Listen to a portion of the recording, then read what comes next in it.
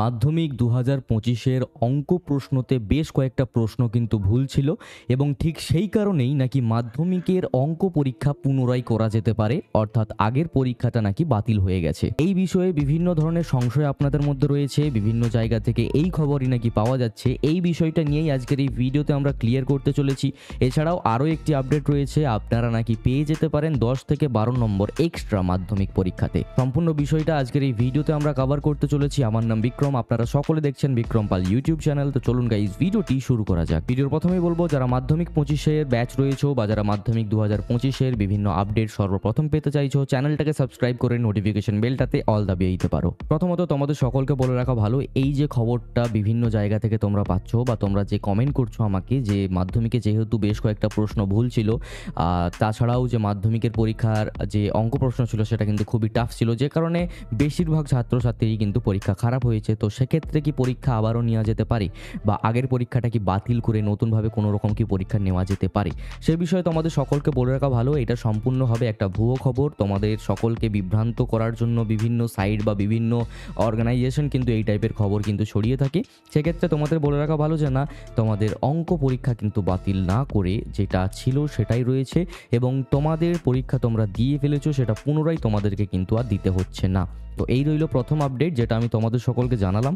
এরপরে তোমাদের আরও একটি যে খবর রয়েছে, সেক্ষেত্রে দেখা যাচ্ছে 10 থেকে 12 নম্বর তোমরা এক্সট্রা পাবে মাধ্যমিকের অঙ্ক পরীক্ষাতে।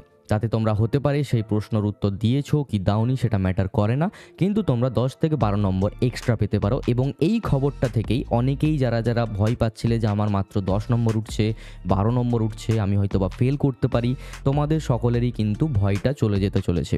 কারণ আমরা সকলেই জানি মাধ্যমিকে 15 নম্বর যদি লিখিত আমরা পেয়ে যাই, সেক্ষেত্রে আমরা কিন্তু পাস আউট হয়ে যেতে চলেছি।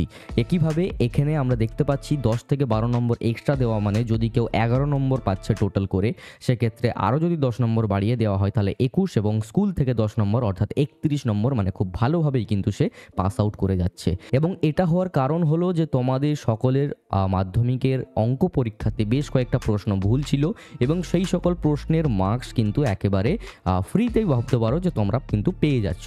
এখন একটা প্রশ্ন থাকতে পারে, যারা ওই সকল কোয়েশ্চেনগুলোকে অ্যাটেম্প্ট করেছে তারা পাবে নাকি যারা অ্যাটেম্প্ট করেনি তারাও পাবে। সেক্ষেত্রে তোমাদের সকলকে বলে রাখা ভালো, বোর্ডের তরফ থেকে সেই নিয়ে ক্লিয়ারিটি তো নেই, কিন্তু আমরা যতদূর জানি যদি কোনো ভুল প্রশ্ন পরীক্ষাতে এসে থাকে তাতে তুমি সেটা অ্যাটেম্প্ট করো বা নাই করো, তোমাকে কিন্তু সেই নম্বরটা দেওয়া হয়।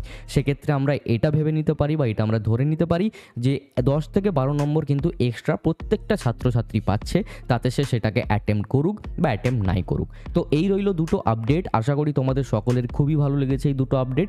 এবং এই টাইপের আরও ভিডিও পেতে হলে চ্যানেলটাকে সাবস্ক্রাইব করে নোটিফিকেশন বেলটাতে অল দাবিয়ে দাও, ভিডিওটাতে একটা লাইক করে দাও, শেয়ার করো সেই সকল বন্ধুদেরকে যারা কিন্তু ভয় পাচ্ছিল অঙ্ক পরীক্ষার পর থেকে। চ্যানেল সাবস্ক্রাইব করে নোটিফিকেশন বেলটাতে অল দাবিয়ে দিতে পারো এই টাইপের ভিডিও আরও পাওয়ার জন্য। দেখা হচ্ছে পরবর্তী কোনো এক ভিডিওতে নতুন কিছু টপিক নিয়ে। সকলেই ভালো থেকো, সুস্থ থেকো, বাই।